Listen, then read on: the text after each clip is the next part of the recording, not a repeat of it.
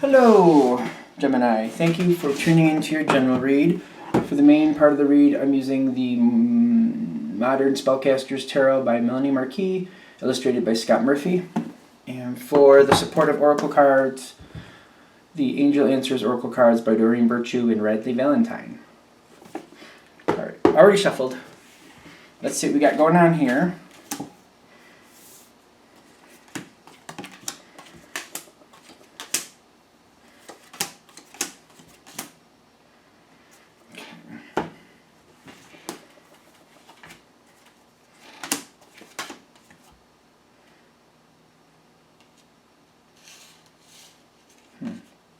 Alright, we'll see how that goes.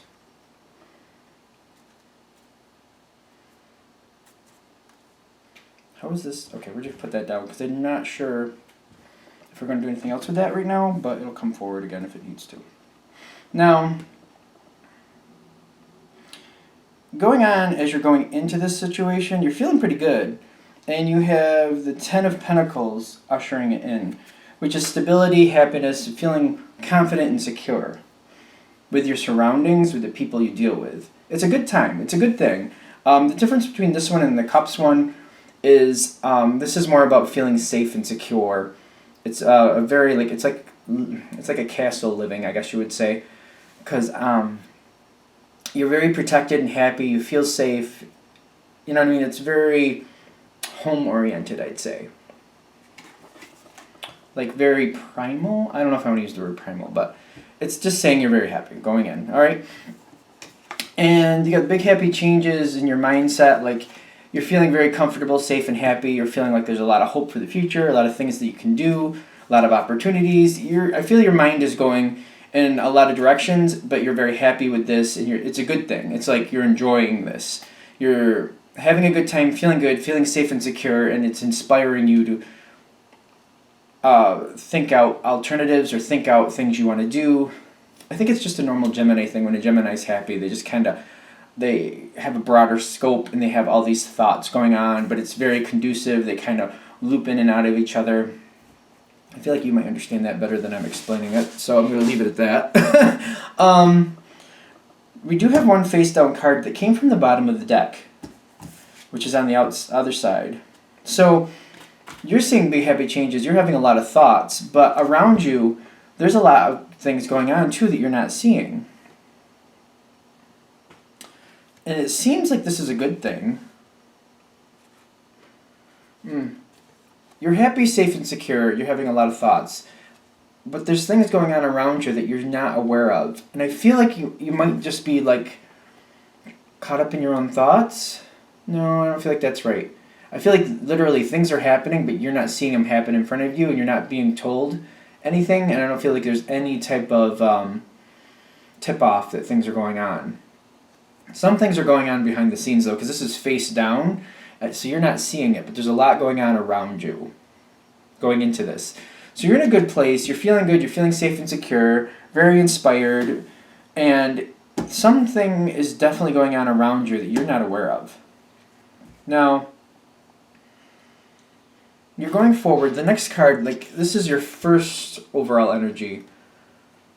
The big happy changes, the feeling safe and secure, you're stabilizing this, you're feeling like you and the other people, or at least the other person, are on the same wavelength. You're both agreeing, you're both feeling very safe and secure. This is how you're viewing it. I feel like it's an agreement in a sense. I'm definitely feeling like this is an agreement. Definitely feeling like this is some type of important agreement. Now, how it comes forward for you, it's an agreement in some respect that's very important, but very happy, very filled with love and joy. You were liking this. Now, I'm kind of going on about this for a second because I'm seeing something in the direct line here that's kind of has me wondering. You have the moon going on right below this, which makes me feel like things are not what they seem. There's a bit of mystery here.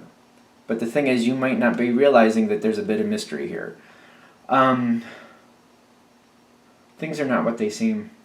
And I'm looking forward at the forward. What's going on here in the forward? Something isn't right. And you got the other side, they have the remain positive card. This is right below the moon, which makes me feel like they want to be on board with this. I'm more concerned that they want to be on board rather than they are on board. Alright, so let's keep going, because I'm wondering what's happening here. Because it seems really good going into it, and then you hit this point, and you're still viewing it as things are great, everything's wonderful, yippee skippy, all that other good stuff. The other side, they're doing things and they're trying to remain positive, but you're not seeing what's going on here. It's kind of like there's a strike against the situation to start with, but what is happening is the question, and you're not seeing it. And so far I'm not getting exactly what's happening either, but I know something isn't right here. So the next one you have in the line of the environment, the other person you're dealing with, the situation. Is this a Six of Swords? Yes, it is. That's usually moving away from obstacles, moving away from a situation, moving on from a situation sometimes. So I'm wondering if you're being left in the lurch here, which is really not cool because you had the moon card here, which you thought everything was great, and then it's like everything's great, there's a commitment type of situation going on here, so you both are on agreement, and then the other side cuts and runs right after. It's almost like it comes to a fruition and you're just like, since we've gone this far, let's just agree that we're going to do this and let's go forward and write it down or whatever we have to do. And they're like, yeah, let's do that. And then they leave. And you're just like, what? I feel like this is weird. Only because in between the two of you, you have forgiveness. And then you have it moving up towards your level. So I feel like you're doing the forgiving, you're doing the forgiving. I feel like you're doing the forgiving.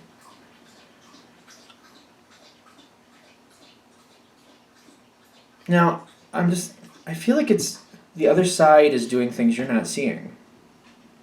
That's creating all this situation.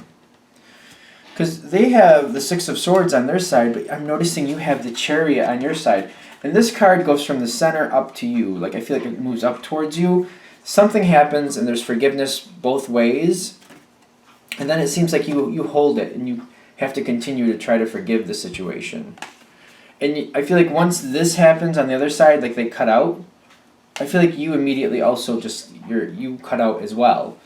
And it's kind of like, I don't know, I feel like the shock of the situation, you just kind of jet.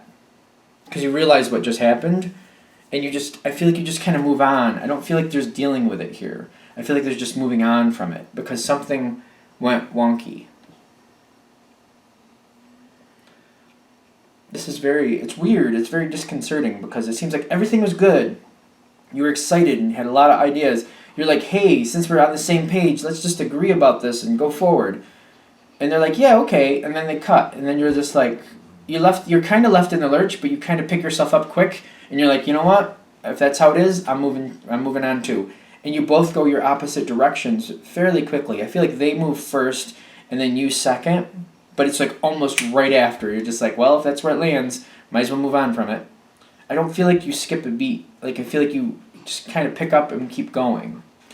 And then I feel like as it goes forward in the future, you kind of think about it and you're a little bit upset about it, but you kind of do all the internal work to let it go. And I feel like they're also on the other side, they have the Queen of Swords, because I feel like they're having this weird moment. They're almost kind of well, you moved on from that kind of quick. I feel like, I don't feel like this is I don't feel like this is kind of fair, because it feels like they're almost judging you for letting go so easily. When they jet out, I feel like they jetted out first. So I feel like this is a little strange. There's open spots here that make me wonder what's happening between the two of you, because I feel like there's almost a vacancy in each spot. Before this moon moment, I feel like you're caught up in your thoughts and you're excited and you're just kind of there's a small vacancy. I feel like there's not a lot of communication, there's just internal thought, and then you kind of move it forward into reality. Meanwhile, the other person's been doing some things, and then you get together, And you're like, hey, since we're both on the same page, let's just agree to go forward. And they're like, okay. And then the next day, they're out. And then you're like, oh, well, I guess that's not happening. So you just pick yourself right up and you move on too. And then as you're forgiving this, I feel like you're doing the work internally and you're letting it go and trying to forgive. I mean, it does affect you, but you're trying to forgive and move on. The other side seems to be kind of almost judging you on it because you moved on so easily, even though I feel like they moved on first, which makes me wonder why they're in that position. Like, it seems a little odd. It's almost like it was like almost like a test on their side, and like you were supposed to react differently, and I don't feel like that's fair, though. I don't feel like that's a fair thing. All right, so, but I'm also noticing I don't feel like there's a lot of communication at this point.